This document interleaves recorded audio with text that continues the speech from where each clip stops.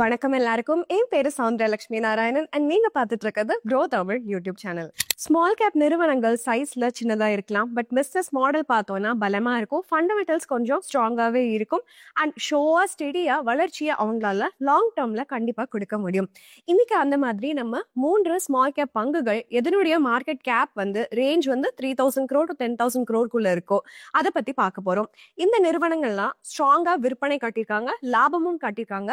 கடந்த 3 வருடமா அவங்களுடைய ஆப்ரேட்டிங் மார்ஜின் எக்ஸ்பேண்ட் பண்ணிட்டு இருக்காங்க. அது மட்டும் இல்லாம சாலிடா ரிசல்ட்ஸ் சொல்லிருக்காங்க ரீசன்ட் குவார்டர்ல. இந்த 3 நிறுவனங்களும் வெவ்வேறு துறையில இருக்காங்க. ஒருத்தங்க ஒரு இண்டஸ்ட்ரியல் பிளேயர், இவங்க எக்யூப்மெண்ட்ஸ் இந்தியாவுடைய பவர் செக்டருக்காக கொடுத்துட்டு இருக்காங்க. இன்னொருத்தவங்க ஒரு கன்சியூமர் நிறுவனமா இருக்காங்க. இவங்க ஸ்ட்ராங்கா ஒரு டர்ன் அரௌண்ட் காமிச்சிருக்காங்க. மூன்றாவது ஒரு ஆட்டோ ஆன்சிலரி ஃபர்மா இருக்காங்க. இவங்க இந்த ரெக்கவரி சைக்கிள்ல கண்டிப்பா பெனிஃபிட் பார்த்துட்டு இருக்காங்க.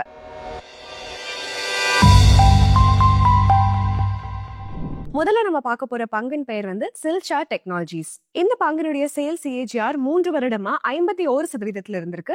ப்ராஃபிட் சிஏஜிஆர் இம்ப்ரெசிவா 119% இருந்திருக்கு. அது கூட சேர்த்து இந்த நிறுவனம் அதனுடைய ஆப்ரேட்டிங் மார்ஜினும் பெட்டர் பண்ணியிருக்காங்க. கன்சிஸ்டன்டா லாபமும் மெயின்டைன் பண்ணிட்டே இருந்திருக்காங்க. சில்சார் டெக்னாலஜிஸ்னுடைய கோர் வணிகம் எது அப்படின்னு பாத்தீங்கன்னா டிரான்ஸ்ஃபார்மர் தயாரிப்பு செய்யறது. இந்த நிறுவனம் பவர் அதுக்கப்புறம் டிஸ்ட்ரிபியூஷன் டிரான்ஸ்ஃபார்மர்கள் தயாரிப்பு செஞ்சுட்டு இருக்காங்க. அது கூட சேர்ந்து எலக்ட்ரானிக்ஸ், டெலிகாம் டிரான்ஸ்ஃபார்மர்ஸ் இதெல்லாமே பவர் டிரான்ஸ்மிஷனுக்கு நம்ம பயன்படுத்துவோம்ல, அதுவும் பண்ணிருக்காங்க. ரினியூவபிள் ப்ராஜெக்டான சோலார், விண்ட் எனர்ஜி இது எல்லாத்துலயுமே இவங்க இன்வால்வ்டா இருக்காங்க. சில்சானுடைய பிசினஸ் இந்தியாவில் மட்டும் இல்ல, அவங்களோட ப்ராடக்ட்டை 25 கண்ட்ரீஸ்க்கு எக்ஸ்போர்ட் பண்றாங்க. FY25ல 43% இவங்களுக்கு வருவாய் இந்த எக்ஸ்போர்ட் பிசினஸ்ல இருந்தா வந்திருக்குன்னு சொல்லலாம். கம்பெனிக்கு நல்லா டைவர்சிஃபைடான ஒரு ப்ராடக்ட் போர்ட்ஃபோலியோ இருக்கு. எதுல இருந்துன்னு பாத்தீங்கன்னா பவர்ல இருந்து டிஸ்ட்ரிபியூஷன் டிரான்ஸ்ஃபார்மர் வரைக்கும் எல்லாம் பண்ணிட்டு இருக்காங்க. இன்வெர்டர், ஜென்ரேட்டர், அதுக்கப்புறம் சோலார், விண்ட் எனர்ஜிக்கு வேணுங்கிற டிரான்ஸ்ஃபார்மர்ஸ், ஹைட்ரோ, ஃபர்னேஸ் டிரான்ஸ்ஃபார்மர்ஸ் இந்த மாதிரி நிறைய பண்ணிட்டு இருக்காங்க. இப்ப இந்த நிறுவனத்துடைய பினான்சியல்ஸ் நம்ம பார்க்கலாம். இந்த நிறுவனத்தோட இன்கம் ஸ்டேட்மெண்ட் பார்த்தோம்னா Q2 FY26ல நிறுவனத்துடைய சேல்ஸ் 31% அதிகமா இருக்கு, 171 கோடியா. ஸ்ட்ராங்கா டிமாண்ட் இருக்கு. டெயில்விண்ட்ஸ் ரெனியூவபிள் எனர்ஜி செக்டர் பர்டிகுலரா இந்த நிறுவனத்துக்கு கொடுத்திருக்கு. சோ ஸ்டெடியா ஆர்டர் இன்ஃப்ளோ இருக்கு. கிளியரா வளர்ச்சியோட விசிபிலிட்டி நமக்கு தெரியுது. ஆப்ரேட்டிங் ப்ராஃபிட் 32% அதிகமா இருக்கு, 54 crores. ஆப்ரேட்டிங் மார்ஜின்ஸ் ஸ்டேபிளா இருக்கு, அரௌண்ட் 31% அப்படின்னு சொல்லலாம். அதர் இன்கம் டபுள் ஆயிருக்கு. இது 9 crores ரீச் ஆயிருக்கு. ஸ்ட்ராங்கா சேல்ஸ் வளர்ச்சிக்குனாலும் ஆபரேஷனல் எஃபிஷியன்சினாலும் தான் நெட் ப்ராஃபிட் 39% அதிகமா இருக்கு, 46 crores. நம்ம growth அவுட்லுக் பார்த்தோம் அப்படின்னா சில்சார் டெக்னாலஜிஸ் கரண்டா அவங்க ஆர்டர் புக்ல 300 கோடி ஆர்டர் புக்ல வச்சிருக்காங்க. கம்பெனி ஃபுல் இயர் ரெவன்யூ எவ்வளவு கைடன்ஸ் கொடுத்திருக்காங்கன்னா 750 crores வரும் அப்படின்னு சொல்லிட்டு கைடன்ஸ் கொடுத்திருக்காங்க. கவர்மெண்ட் ஃபோக்கஸ் 100% எலக்ட்ரிஃபிகேஷன்ல இருக்கு. ஒரு 450 gigawatt ரெனியூவபிள் எனர்ஜி டார்கெட் 2030ல வச்சிருக்காங்க. சோ இந்த மாதிரி இண்டஸ்ட்ரீஸ்க்கு அது ரொம்ப சப்போர்ட்டிவா இருக்கு. கம்பெனியோட ஆர்டர் இன்ஃப்ளோவும் growth விசிபிலிட்டியும் நல்லாவே வளர்ந்திருக்கு. பேலன்ஸ் ஷீட் பார்த்தோம்னா H2 FY26ல நிறுவனத்துடைய இன்வெஸ்ட்மெண்ட் 161% அதிகமா இருக்கு, 141 கோடியா. இப்ப நம்ம கேஷ் ஃப்ளோ ஸ்டேட்மெண்ட் பார்க்கலாம். H2 FY26ல நிறுவனத்துடைய கேஷ் ஃப்ரம் ஆப்ரேட்டிங் ஆக்டிவிட்டிஸ் CFOன்னு சொல்வோம்ல, 156% அதிகமா இருக்கு, 92 கோடியா. ரிசீவபிள், இன்வென்ட்ரி இது எல்லாமே ஸ்ட்ராங் CFO சப்போர்ட் பண்ணிருக்கு. நிறுவனத்துடைய CFO to net profit ratio 105% இருந்திருக்கு. இது 63% இருந்தது H2 FY25ல. சோ பெட்டர் கேஷ் ரிலேஷன் இருக்கு இந்த வருடம். FY25ல டெட்டர் டேஸ் 86 134 அதிகமா இருக்கு. மேனேஜ்மெண்ட் என்ன சொல்றாங்க அப்படின்னா கஸ்டமர்ஸ்க்கு 180 டே லைன் ஆஃப் கிரெடிட் கொடுக்குறோம். அதாவது அவங்க என்கேஷ் பண்ண வேண்டாம் சர்ப்ளஸ் ஃபண்ட்ஸ்னால அப்படின்னு சொல்லிட்டு சொல்லியிருக்காங்க. அதனால ரிசீவபிள்ஸ் ஹையரா இருக்குது. பட் கம்பெனி ஆக்சுவலா இன்ட்ரெஸ்ட் அது மேல ஏர்ன் பண்ணிட்டு இருக்காங்க. அதையும் மனசுல வச்சுக்கணும். இன்வெஸ்டர்ஸ் இந்த விஷயத்த கண்டிப்பா கவனிச்சு பார்த்துட்டே இருக்கணும். இப்ப இந்த நிறுவனத்துடைய ரிஸ்க் சவால்கள் என்ன அப்படின்னு சொல்லிட்டு பாத்திரலாம். ஒரு பெரிய ரிஸ்க் என்ன அப்படின்னு பாத்தீங்கன்னா கான்சென்ட்ரேஷன் ரிஸ்க். டாப் 5 டொமஸ்டிக் கஸ்டமர்ஸே மொத்தமா சேர்ந்து 58% டொமஸ்டிக் விற்பனை கொடுத்திருக்காங்க FY25ல. அதாவது சிக்னிபிகன்ட் போர்ஷன் ஆஃப் வருவாய் ஒரு பர்டிகுலர் கிளைண்ட்ஸ் கிட்ட இருந்து மட்டும்தான் வருது உங்களுக்கு. கீ ரிஸ்க் என்ன அப்படின்னா கம்பெனியுடைய ரா மெட்டீரியல் சந்தை மூலதன பொருள் copper, CRGO steel, aluminium, transformer இதெல்லாம் 80 to 85% இவங்களுடைய மூலதன பொருட்களா இருக்கு. இதனுடைய காஸ்ட் இல்ல பிரைஸ் பிளக்சுவேட் ஆச்சு குளோபல் டிமாண்ட் அண்ட் சப்ளைனால அப்படின்னா இந்த நிறுவனத்துடைய மார்ஜின்ல பாதிப்பு வரும். இரண்டாவது நம்ம பார்க்க போற நிறுவனம் திலக் நகர் இண்டஸ்ட்ரீஸ். சேல்ஸ் growth கடந்த 3 வருடமா பார்த்தோம்னா 22% இருக்கு. ப்ராஃபிட் 72% இருக்கு. கம்பெனியோடைய சேல்ஸ் வளர்ந்தாலும் அவங்களுடைய செலவுகளை கண்ட்ரோல்ல தான் வச்சிருக்காங்க. எஸ்பெஷலா FY25ல ஆப்ரேட்டிங் அதுக்கப்புறம் இன்ட்ரெஸ்ட் எக்ஸ்பென்சஸ் டிக்ளைன் ஆயிருக்கு இயர் ஆன் இயர் நம்ம பார்த்தோம்னா. திலக் நகர் இண்டஸ்ட்ரீஸ் ஒரு எஸ்டாப்ளிஷ் போட்டியாளரா இருக்காங்க. இந்தியாவுடைய ஆல்கஹால் பெவரேஜ் துறையில அப்படின்னு பார்த்தோம்னா அவங்களுடைய ஃபிளாக்ஷிப் பிராண்டான மேன்ஷன் ஹவுஸ் பிராண்டி அதுக்கு தான். இது வந்து கண்ட்ரியோட டாப் செல்லிங் பிரீமியம் பிராண்டியா இருக்கு. கம்பெனியோட போர்ட்ஃபோலியோல 15க்கும் மேற்பட்ட பிராண்ட் இருக்கு.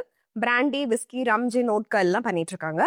இதுல இந்த பிராண்டி துறை இருக்குல்ல, அதுதான் மெயின் growth டிரைவரா இருக்கு. 91% டோட்டல் சேல்ஸ்க்கு வந்து கான்ட்ரிபியூட் பண்ணிருக்கு. இந்த நிறுவனம் பர்டிகுலரா ஸ்ட்ராங்கா இருக்காங்க. சவுத் இந்தியன் மார்க்கெட்ஸ்ல லார்ஜஸ்ட் பிளேயரா இருக்காங்க. IMFL புதுச்சேரியில பார்த்தோம்னா டாப் 3 இருக்காங்க. தெலுங்கானா அண்ட் கர்நாடகால நம்ம பார்த்தோம்னா திலக் நகா இண்டஸ்ட்ரீஸ் வந்து ஒரு அக்ரிமெண்ட் சைன் பண்ணிருக்காங்க. இம்பீரியல் ப்ளூ வந்து அக்வயர் பண்ண போறோம்னு சொல்லிட்டு பெர்னாட் ரிகார்ட் கிட்ட இருந்து. இந்த டீலோட வர்த் வந்து 4150 crores. இந்த கம்பெனி அவங்களுடைய பிரசன்ஸை வந்து இன்டர்நேஷனல் சந்தைகள்லயும் எக்ஸ்பேண்ட் பண்ணிட்டு இருக்காங்க. என்ன ப்ராடக்ட்ல எக்ஸ்போர்ட் பண்றாங்கன்னா Africa, middle east, south east Asia, அதுக்கப்புறம் யூரோப்க்குலாம் இவங்களோட ப்ராடக்ட்ஸ் சொல்லிருந்தால அதெல்லாம் எக்ஸ்போர்ட் பண்ணிருக்காங்க. இன்கம் ஸ்டேட்மெண்ட் நம்ம பார்த்தோம்னா Q1 FY26ல கம்பெனியோட விற்பனை 31% அதிகமா இருக்கு. 409 crores. ஸ்ட்ராங் வால்யூம் growth 26.5% பார்த்திருக்காங்க. ரோபஸ்ட் growth momentum வந்து சவுத் இந்தியால இருந்து வந்திருக்குன்னு சொல்லியிருக்காங்க. ஆப்ரேட்டிங் ப்ராஃபிட் 88% அதிகமா இருக்கு. 94 crores. OPM 16% இருந்து 23% பெட்டர் ஆயிருக்கு. கம்பெனி வந்து அதனுடைய மார்ஜின் எக்ஸ்பான்ஷன் வந்து போர்ட்ஃபோலியோ பிரீமியமைசேஷன் பண்ணலாம்னு இருக்காங்க. காஸ்டையும் ஆப்டிமைஸ் பண்ணலாம் அப்படின்னு இருக்காங்க. மார்ஜின் இம்ப்ரூவ்மெண்ட் அப்புறம் நெட் ப்ராஃபிட் 123% அதிகமா இருக்கு. 89 crores. நெட் மார்ஜின் வந்து 12.8 to 21.8% அதிகமா இருக்கு. நம்ம growth அவுட்லுக்க பார்க்கலாம். திலக் நகர் இண்டஸ்ட்ரீஸ்க்கு மேஜரா வாய்ப்பு வந்து எதுல இருந்து வருது அப்படின்னா இந்த இம்பீரியல் ப்ளூவை அக்வயர் பண்றாங்கல்ல அதுல இருந்தா வருது. இந்தியாவுடைய 3rd லார்ஜஸ்ட் விஸ்கி பிராண்டா இருக்காங்க. இந்த டீல் வந்து அந்த நிறுவனத்துடைய விஸ்கி செக்மெண்ட்டை எக்ஸ்பேண்ட் பண்றதுக்கு ரொம்ப பயனுள்ளதா இருக்கும். கரண்டா இதுல இருந்து 4-5% தான் வருவாய் வந்துட்டு இருக்கு. இம்பீரியல் ப்ளூவோட ஆனுவல் ரெவென்யூ 3000 crores இருக்கு. இந்த பர்டிகுலர் ஆக்விசிஷன் பண்ணாங்க அப்படின்னா திலக் நகருக்கு வந்து 16 மேனுஃபேக்சரிங் யூனிட்ஸோட ஆக்சஸ் கிடைக்கும். அவங்களுடைய கேட்டகரி பிரசன்ஸை ரொம்பவே ஸ்ட்ரென்தன் பண்ணும் அப்படின்னு சொல்லலாம். நிறுவனத்தோட பேலன்ஸ் ஷீட் பார்த்தோம்னா FY25ல பாரோயிங்ஸ் வந்து 121 crores இருந்து 44 crores கம்மியா இருக்கு. டிராஸ்டிக்கா வந்து ஃபினான்ஸ் காஸ்ட் வந்து ரெடியூஸ் ஆயிருக்கு. as a percentage of revenue நம்ம பார்த்தோம்னா கம்பெனி அவங்களுடைய முதலீடுகளை 150% அதிகம் பண்ணிருக்காங்க. 30 crores. மேஜரா வந்து மியூச்சுவல் ஃபண்ட்ல இவங்க அலோகேஷன் பண்ணிருக்காங்க. இன்வென்ட்ரிஸ் 63% அதிகமாயிருக்கு. 165 crores. கம்பெனியுடைய பிரீமியமைசேஷன் புஷ் வந்து இது காட்டுதுன்னு சொல்லலாம். கேஷ் ஃப்ளோ ஸ்டேட்மெண்ட் நம்ம பார்த்தோம் அப்படின்னா FY25ல நிறுவனத்துடைய கேஷ் ஃப்ரம் ஆப்ரேட்டிங் ஆக்டிவிட்டிஸ் அதாவது CFO வந்து 52% வளர்ந்திருக்கு. 178 crores. ரிசீவபிள் அப்புறம் பேயபிள் வந்து CFO சப்போர்ட் பண்ணிருக்கு. அதிகமா இன்வென்ட்ரிஸ் வந்து கொஞ்சம் பிரஷர் இந்த நிறுவனத்துக்கு கொடுத்திருக்கு.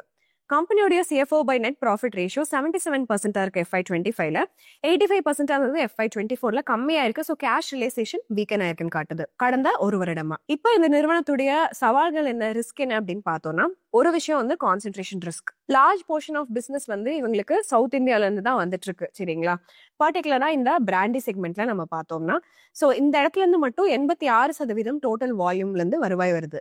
ரெகுலேட்டரி சேஞ்சஸ் இல்ல பாலிசி இம்பாக்ட் இருந்துச்சு அப்படின்னா இந்த ஸ்டேட்ஸ்ல எல்லாம் உங்க கம்பெனியோட பிரசன்ஸ் வந்து கம்மியாயிரும், பெர்ஃபார்மன்ஸும் கம்மியாயிரும். FY25ல இன்வென்ட்ரி டேஸ் 131 to 191 அதிகமாயிருக்கு. So cash conversion cycle 87 to 125 days அதிகமாக்கி இருக்கு. டெட்டர் அண்ட் பேயபிள் டேஸ் வந்து கொஞ்சம் சப்போர்ட் கொடுத்திருக்கு. ஓவரால் கேஷ் சைக்கிள் வந்து அந்த பிரஷர் வந்து ரொம்பவே அதிகமா இருக்குன்னு சொல்லலாம். அடுத்து பார்க்க போற பங்கு வந்து லூமெக்ஸ் ஆட்டோ டெக்னாலஜிஸ். இவங்களோட சேல்ஸ் CAGR கடந்த 3 வருடமா பார்த்தோம்னா 34%, ப்ராஃபிட் 36% வந்திருக்கு. கம்பெனி அவங்களுடைய ஆப்ரேட்டிங் மார்ஜின்ஸையும் அதிகம் பண்ணிட்டே இருக்காங்க. கன்சிஸ்டன்டா லாபகரமா இருக்குங்கிறத காட்டுறாங்க.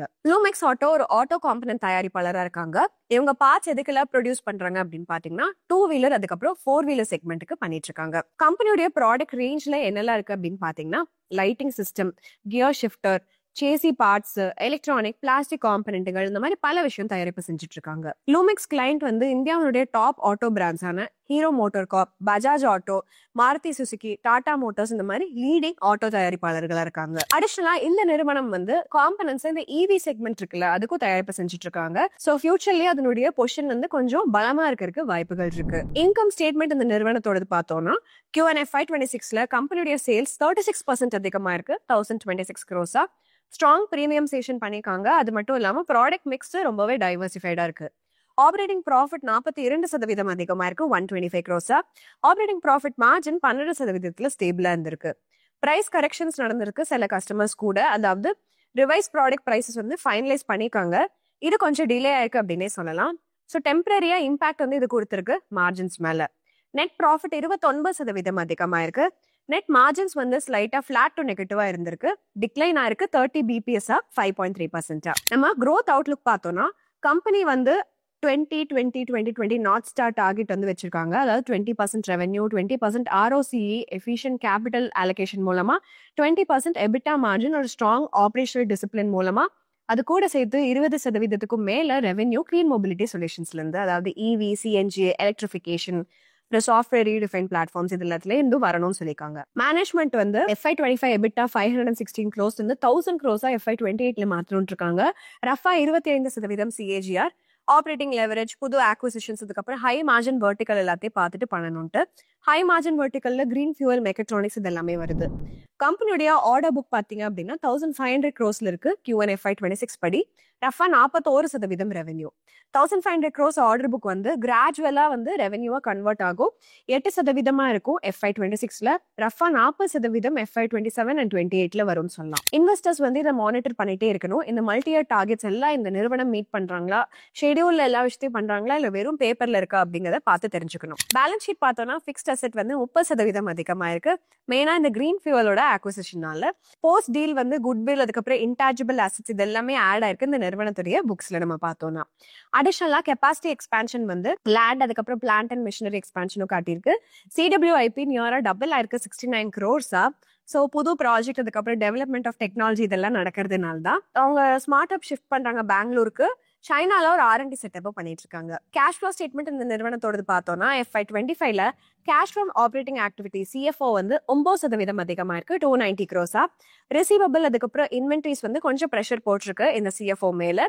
பட் பேயபிள்ஸ் வந்து கொஞ்சம் சப்போர்ட் கொடுத்திருக்கு அப்படிங்கறத நம்ம பார்க்கலாம். CFO by net profit ratio 126% இருக்கு FY25ல, 158% FY24 இருந்ததுக்கு. ஸோ கம்மியா இருக்கு, கேஷ் ரிலைசேஷன் கம்மியா இருக்குங்கிறத நம்ம பாத்துக்கணும். முதலீட்டாளரான நம்ம இந்த மெட்ரிக்கை ரெகுலரா நம்ம நோட் பண்ணிட்டே இருக்கணும்.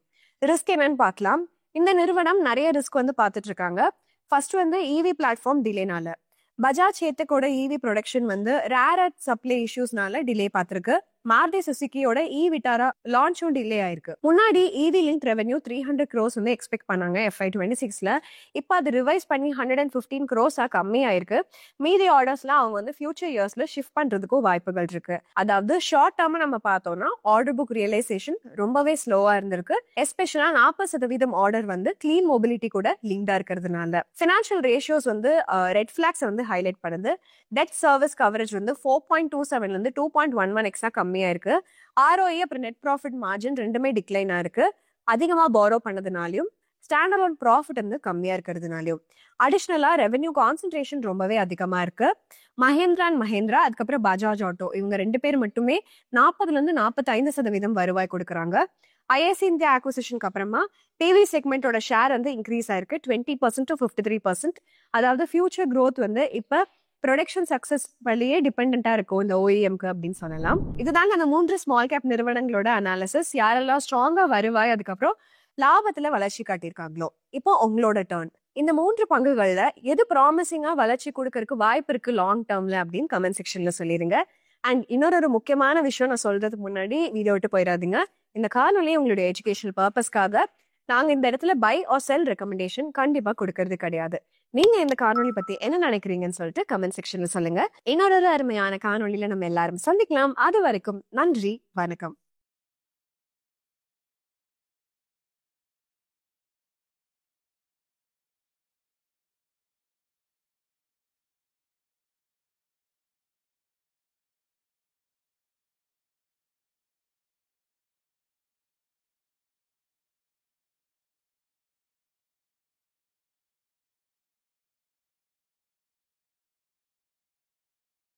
Investment in securities market are subject to market risks. Read all the related documents carefully before investing. Please read the risk disclosure documents carefully before investing in equity shares, derivatives, mutual fund, and or other instruments traded on the stock exchanges.